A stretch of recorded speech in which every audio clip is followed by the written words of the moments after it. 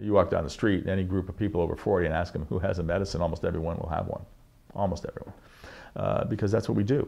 People go to a physician, and what's their expectation? That you're going to get a prescription. So it's very different when you're turning to people saying, let's find other ways of handling this.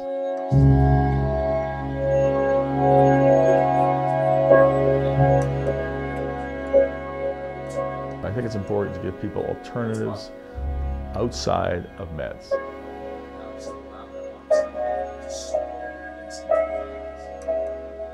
So hypnotherapy is one thing that we do, and I have 2 other programs that I've designed specifically that are not medication-based to help people learn to handle pain better that have nothing to do with pills. I was to the point where I was tolerant to them. I mean, that's a downside with any opiate use, regardless of how bad you need it. I've gotten more improvement since I've done the hypnosis. It's made the biggest impact on the pain control. I'm down to probably 1/3 of what my maximum dosage was, or even way more than that, maybe 1/4. You know, your perception of pain is what it's all about, being able to break that. So this is what the self-hypnosis is doing, or hypnotherapy. It just distances the pain from me mentally. There was a big meta-analysis. The outcome of the meta-analysis was it's helpful.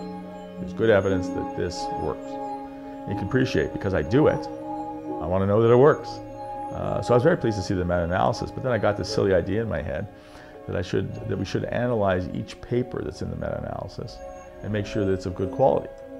And the answer that came back, unfortunately, is that the research data that the meta-analysis is based on is extremely mediocre. So the statement that hypnotherapy is helpful for chronic pain cannot be said with as much certainty as it was said. Do I think it's helpful? Yeah. I've been using it for myself for 30 years. Patients I see are always complex. I have osteoarthritis in all my major joints. I have rheumatoid arthritis, which is mostly your hands and feet. I have osteoporosis, which I got at a very young age. Injuries like broken thigh in 2 places, 2 surgeries on my knees, 2 surgeries on my wrists, 2 facial reconstructions, hernia, and then I've got 2 diseases of my spinal column. And there's probably a few more I have forgotten.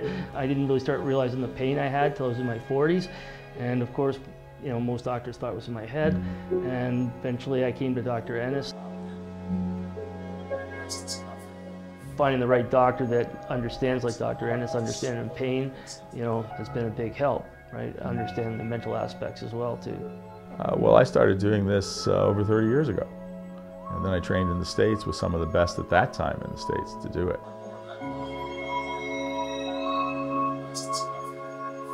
I found out that being a somewhat messed up guy, which I am, was actually a huge advantage.